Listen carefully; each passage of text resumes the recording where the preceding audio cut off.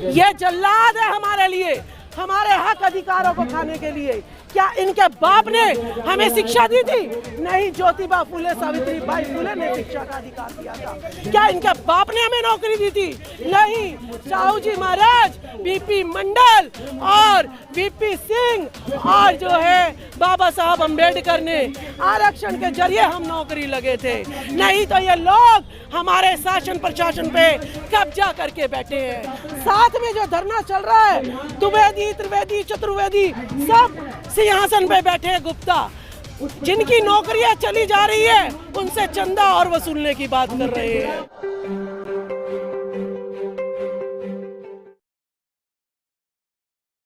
साथियों, तस्वीर है दिल्ली यूनिवर्सिटी के आर्ट्स फैकल्टी से, जहां डॉक्टर रितु जो कि दौलत राम कॉलेज में एसोसिएट प्रोफेसर हैं, उनको तरह तरह से प्रताड़ित किया जा रहा है। और जो प्रिंसिपल हैं सविता रॉय, उनके ऊपर बहुत से मुकदमे पहले ही चल रहे हैं। कई सारी आईपीसी की धाराओं में और SC/ST एक्ट में उनके ऊपर मुकदमा पहले से ही चल रहा है और इसलिए उनकी गिरफ्तारी को लेके, उनको पद से हटाने को लेके यहाँ पर एक धरना प्रदर्शन आयोजित किया गया है। डॉक्टर रितु यहाँ मौजूद हैं और डॉक्टर रितु एक एक्टिविस्ट के रूप में लगातार विभिन्न मुद्दों को लेकर कई संगठनों के बैनर तले सामाजिक मुद्दे को लगातार उठाती रहती हैं।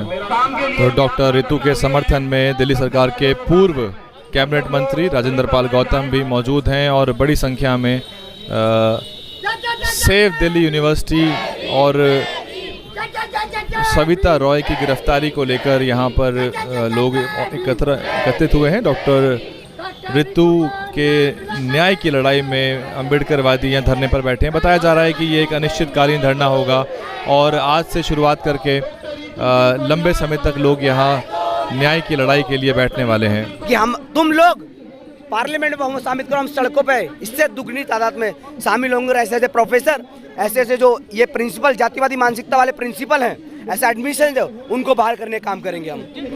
ये लोग जो इनका सपना है हिंदुत्व, हिंदू राष्ट्र का, जिस सपने को लेकर ये बहुत बढ़ चढ़ कर आगे आ रहे हैं। लेकिन एक बात याद रखें कि इस देश को बचाने में अगर कोई विचारधारा है, वो इंडिपेंडेंट अम्बेडकर राइट पॉलिटिक्स है।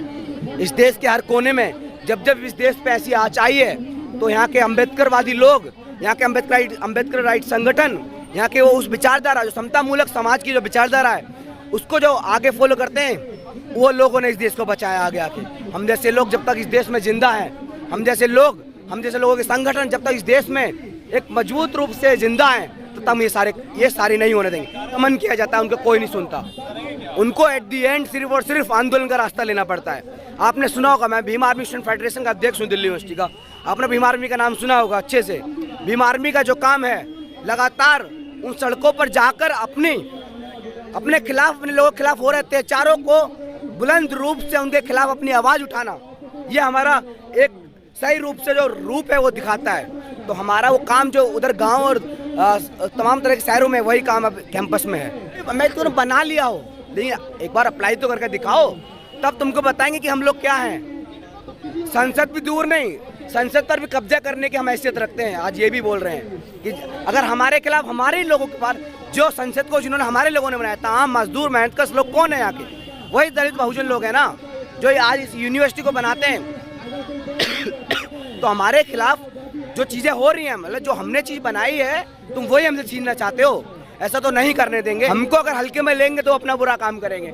मैं आज भी कहता हूँ, मत भूलो दलित पैंथर को, मत भूलो बहुजन कांशीराम के बहुजन आंदोलन को, मत भूलो अम्बेडकर के आंदोलन को, फूले के आंदोलन को।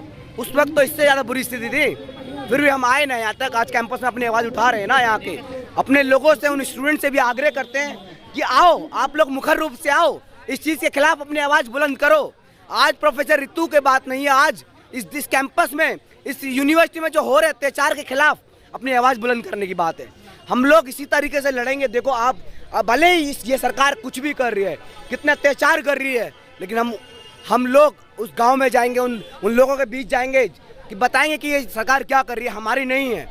ये जल्लाद है हमारे लिए, हमारे हक अधिकारों को खाने के लिए।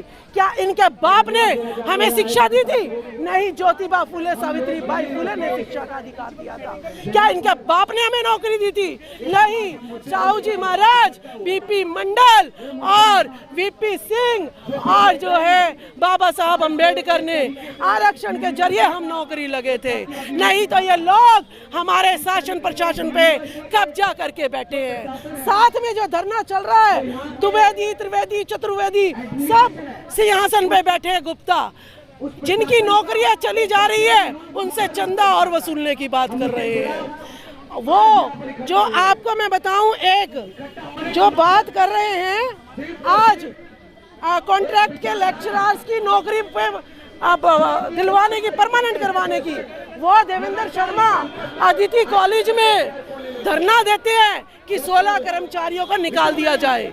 जो अदिति कॉलेज में देवेंद्र शर्मा डुक्कू के अध्यक्ष, वो कहते हैं 16 कर्मचारियों को निकालो, और यहाँ कह रहे हैं हम कर्मचारियों को पक्का कराएंगे। कैसे दोगले लोग दलाल बनकर, कुर्सी पर भी यही है और बाहर भी यही है। तो इसीलिए हमारा कोई भी आंदोलन सफल नहीं होता है। अब सवाल ये भी है कि संविधान बदलने की बात लगातार की जा रही। विवेक बोरा है, नरेंद्र मोदी, कासिम खास कह रहे हैं कि इंडिया को नया संविधान चाहिए। देखिए, कोई SC ST OBC माइनॉरिटी कह रहा है संविधान नया चाहिए, सारे SC ST OBC माइनॉरिटी कह रहे हैं बाबा साहब का संविधान लागू होना चाहिए। मैंने आपको पहले भी बताया था, यह मनुस्मृति खड़ी व्यवस्था है जिसमें ब्राह्मण ऊपर बैठा है। यह कहता है मैं सबका मालिक हूँ, काम तुम करोगे और मालिक मैं बनूंगा। बाबा साहब ने संविधान लिख के इसे जो है लिटा दिया कि सारे बराबर है। जो शूद्र इनकी सेवा के लिए थे, इनके पैरों में थे, आज इनके बराबर बैठ रहे हैं। SC ST OBC माइनॉरिटी, इन्हें बहुत बुरा लग रहा है भाई। इनके MP भी बनाने पड़ रहे, MLA भी बनाने पड़ रहे, इनके पार्षद भी बनाने पड़ रहे, इनके VC डायरेक्टर भी बनाने पड़ रहे। भाई ये तो हमें वापस ना भेज दे कहीं, इसीलिए संविधान को बदल देना चाहिए।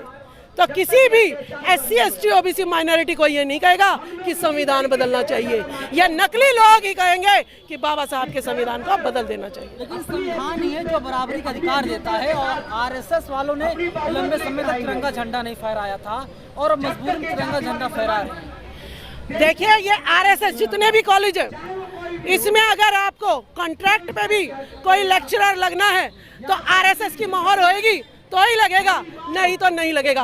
इतना गुंडागर्दी, मैं तो सोच रही हूँ बम बना रहे हैं, ये तो मानो बम तैयार कर रहे हैं लोग। बहुत घातक भारत का भविष्य है।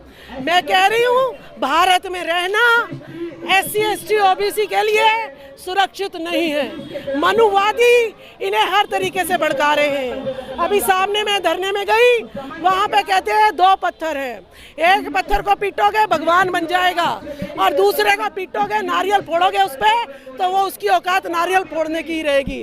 अरे तुम किसकी बात कर रहे हो? तुम गौतम बुद्ध के अनुयायियों को उसकी मुंडी का जो है पत्थर से तोड़ने की बात कर रहे हो ना, नारियल तोड़ने की। अब वो लोग नहीं रहे हम, जो तो इतिहास मिटा दिया तुमने। आज हम इतिहास को जान रहे हैं। DNN हिंदी को सब्सक्राइब करने के लिए दबाएं लाल रंग का सब्सक्राइब बटन और घंटी का बटन दबाकर ऑल नोटिफिकेशंस पर क्लिक करें। चैनल को जिंदा रखने के लिए नीले रंग का ज्वाइन बटन दबाकर चैनल को आर्थिक सहयोग करें।